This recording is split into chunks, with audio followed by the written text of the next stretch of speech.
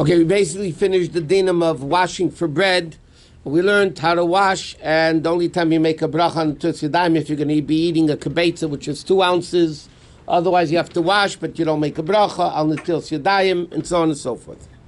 Okay, next din is like this: the din of actually making a hamotzi on bread. Now, any bread which is called complete lechem gam means complete bread, real bread, and we'll discuss in a minute what that means. So then you have to make a bracha hamotzi before it, and afterwards you have to bench if you have enough. Right? That's what you have to do. Now, what's the definition of bread according to halacha? Number one, it has to come from one of the 5 grains, which is wheat, barley, rye, oats, and spelt. If it's one of those 5 grains, which is made into a flour, which is mixed with water and baked, it has to have all those criteria to be able to make hamotzi. So if somebody, let's say, has potato flour, which is called potato starch, or soy flour, or whatever it is, then you don't make hamotzi on it, because it's not from the 5 grains. The only time you make hamotzi, it has to be from the 5 grains, like we said, wheat, barley, rye, oats, and spelt. It has to be made into a flour. It has to be mixed with water and baked. Then it becomes hamotzi. What happens if you have other liquids as part of the ingredients? And this is very common. You have eggs, and you have oil, and you have water or juice or whatever. So that the din is, it goes according to the majority of the liquid. If the majority of the liquid is water, it's hamotzi. 51% of the water content, liquid content, is water, it's hamotzi. If it's not water, it's 51% is eggs, oil, juice, whatever, something which is not water, so then it becomes, it's not hamotzi, then it becomes mezainis. Then it's a mezainis. Now a lot of times you'll have, which is discussed in halacha, which is sometimes a very big issue, because sometimes you have juice from concentrate. Sometimes also people make cakes, right? Cakes is really also flour, but instead of water, it's juice and eggs and oil. But when is it called juice? If it's made peiros, meaning fruit juices, but it can't be from concentrate. Concentrate, I'll explain in a second why that could be a problem if it's actually juice or it's actually water. But if you have plain squeezed orange juice, apple juice, whatever juice it is from fruits, then it has a din of fruit juice, and then if the majority is liquid of that type of content, then it's mezainis. But if somebody takes juice from concentrate, so it's similar to the analysis of you have the frozen cans of juice, right? Which is concentrated juice. So you have a can, you open up the can, and then you add 3 times the amount, 3 cans of water. So you have 3 cans of water to 1 can of juice, and that's how you make orange juice from it, or apple juice, or whatever it be. According to most poskim today, that has a din of water, it doesn't have a din of juice. Because 3/4 is water. Even though the water was taken out of the juice, and now you're just putting it back in, but it's different. If it's the natural juice, then it has a din of juice, even though there's a lot of water in it. But if you're using concentrated juice, or you buy even a not frozen, you buy a container of orange juice from concentrate, or apple juice from concentrate, you have to remember that it has to be treated as 3/4 water to 1/4 liquid. So if somebody bakes a cake, let's say with orange juice from concentrate, the cake is probably going to be hamotzi, because it's flour and water, and it's baked, and it's going to be hamotzi. Okay, so now, so you wash for hamotzi, you say the bracha on Tus Yadayim because you're going to be eating the proper amount, and now you're going to the table to make hamotzi. So you're not allowed to talk between the washing, that you made the bracha on Tus Yadayim, and the making of hamotzi. You're not allowed to talk because you made a bracha, and you have to go straight to the eating of the bread. What happens if somebody talked? So the din is very simple. If you talk things pertaining to the meal, you don't have to make a new bracha. You don't have to rewash. But if you talk things not pertaining to the meal, then you have to rewash and do it again. what's the thing pertaining? Let's say you come to the table, you wash for Hamotzi, you come to the table, and all of a sudden you realize there's no knife, or there's no salt, or there's no something. You say, please bring a knife. So that's pertaining to the meal. So you're not allowed to lechatchila. Lechatchila, you have to have everything said before. But bottom line is, you don't have to make a new washing, because it's all part of the meal. But if you say, did the Lakers win or lose, then you have to rewash and do the whole thing again. Now, what happens if, what happens if you're a bracha? Somebody made a bracha.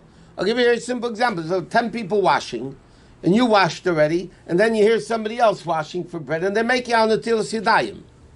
Or they're making hamotzi yet, and you didn't make hamotzi yet. Are you allowed to answer amen? So you can answer amen on all brachas. It's not called a hefsek, it's not called a separation. You're allowed to answer amen on all brachas. Another interesting halacha is, it's preferable that the distance, as what Shulchan Aruch says, the distance from where you washed until where you're making hamotzi should be less than 22 amas. An amma is between 1.5 feet to 2 feet. So you're talking anywhere between 35 to 44 feet. But that the world is makel already. That if you're not, you could. That's why many times you go to a chasana and you see, one second, in the place where they wash, you have little pieces of bread to make hamotzi. Why do they do that? Because where they're washing and where the meal is far away. So to minimize the hefsek, the separation between the washing and the making of hamotzi, so they have bread right away that you can make hamotzi. What? How many minutes? How many minutes is 22 mil? Not too much. Not too much. This could be 10 minutes, could be 20 minutes. To Not walk? too much. How long does it take you to walk 35 feet?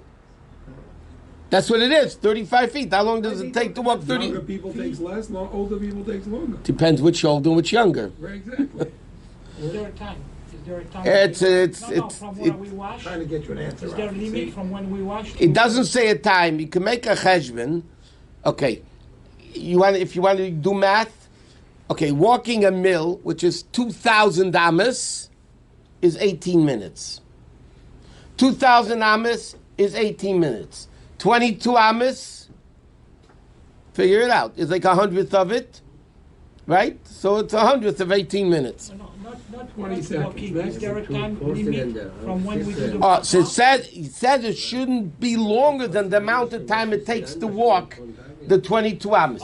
But it says in halacha, somebody didn't and they were silent. You have this many times. You have a table full of people, yeah? Everybody's washing. So the first one that washes, until they actually make a hamotzi, could take 5 minutes sometimes. So the halacha says, as long as you're quiet and you're not talking, it doesn't matter. You don't have to rewash and you don't have to do a... He doesn't want to start before everybody else. I understand. So therefore, what else are you supposed to do? There's no other eitzah. So then people just sit there with quietly. They're quiet and then there's not a problem. Okay, when a person... I know today that we have basically sliced bread. But l'chatchila, you're supposed to make a bracha on the best part of the bread. What is the best part of the bread? The crust. Because that's baked better. But it says what happens if somebody can't eat the crust, it's too hard to eat. They don't have teeth, so they have a hard time eating crust. So then they can make a bracha on any part of it. That's not a problem, but the preferred thing is to make a bracha on the hard crust because that's officially the best part of the bread. Now also again, today is much different because we have sliced bread. But when you cut bread or challah, yeah, you shouldn't cut too small a piece because then it looks like you're stingy. You shouldn't cut a very big piece because unless you look like a fresser, like they say in English. It looks like you're a glutton, that you want to eat a lot. So it says it should be, everybody should get a kazayas, or some poskim get a half a kazayas, and that's what they should get. Except Shabbos, because it's Suda Shabbos, you want to show the importance of the meal of Shabbos and the enjoyment of Shabbos, so then you can cut a bigger piece. Today it's not that relevant, because during the week, basically, people eat sliced bread. So it's not a what? You said the best thing is to make a bracha on the crust. Does that go for pizza too? Yeah. I don't know for pizza. Well, pizza anyway, you have the crust basically. Yeah, we eat from the other side. No, there's crust all the way at the bottom. The whole. What? You can answer all brachos, but after you said your own Hamotzi, you didn't eat yet. You shouldn't answer all Hamotzi. We're not talking about that yet. We didn't talk about the Hamotzi yet. We're talking about between the washing on the Tilas Yadayim and Hamotzi, you can answer any bracha. Once you made Hamotzi, of course you can't answer anything until you eat the bread. That's a given. We didn't get there yet. Once you make the bracha, you're not allowed to do anything until you eat. Okay, next. Now we mentioned this dinner already. It says in Shulchan Aruch that when you make a bracha on a Hamotzi, normally we learned whatever you make a bracha on, you're supposed to hold in your right hand to show the importance. If you're left-handed, you hold it in your left hand. When it comes to bread, you make a Hamotzi on bread, a slice of bread or whatever. Halacha says it's preferable to hold it with all 10 fingers. Why do you hold the bread with all 10 fingers? Because there's 10 mitzvahs connected to the bread. From the time you start plowing the field, like for instance, he gives what it says, you can't plow with the ox and a donkey together. You can't plant crossbreed. You have to give leket shich compared to the poor people. You're not allowed to muzzle the ox when he's eating. Okay, so there's 10 mitzvahs associated with eating bread. So therefore the minhag is to hold the bread with all 10 fingers. That's another reason it says in halacha why the bracha of Hamotzi lechem min haaretz has 10 words in it. Baruch atah Hashem Elokeinu melech Hamotzi lechem min haaretz is 10 words. Why are there 10 words? Because why did Chacham make 10 words? Because there's 10 mitzvahs associated with baking the bread, and therefore you have 10. Okay. Now next. It says, generally speaking, when you say a bracha or davening for that matter, and you have a word ending with the letter, and the next word begins with the same letter, like you say, Hamotzi lechem min. So the people have a tendency of swallowing both words together, Hamotzi lechem min. So then you're not saying lechem min, you're saying lechem min. The same thing it says in Krishma, al levavecha vavadetem meheira. When there's two words, the one ends with the same letter at the beginning of the next word, you should stop and pronounce it clearly that it's a separate word. It's not a run-on word.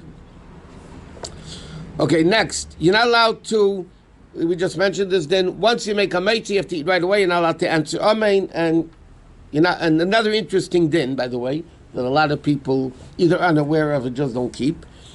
When you make a bracha on any food, anything, and you take a bite, you're not allowed to talk until you swallow that first bite. You make a Hamotzi on bread, a lot of times they make a Hamotzi, they take a piece of bread and they start talking. You're not allowed to talk, halachically, until you swallow the first piece of bread. In fact, it's interesting, some pasuk have a shaila. You eat a sucking candy, or you're eating gum, chewing gum. You put a candy, you make shahakol, you put the candy in your mouth. Yeah? So that's not the halacha. But some people question, maybe you wouldn't be allowed to talk until you finish eating the candy. Because that's the first bite. You're putting the candy in your mouth until you swallow the first bite. But apparently, they don't pass like that. And the halacha is, as long as you taste a little bit of the candy, then it's not a problem. What? Same goes with the bread. If you have a good piece, you can swallow part of it. No, what you put in your mouth is what you need to swallow. So if you're dying to talk, you just put a small piece. I'll give you an example. You wash for a meal, and all of a sudden the phone rings. And God forbid to miss a phone call. I mean, that would be terrible. So you put a piece, you're going to take the phone, you can't do that. I mean, you could, but it doesn't sound right.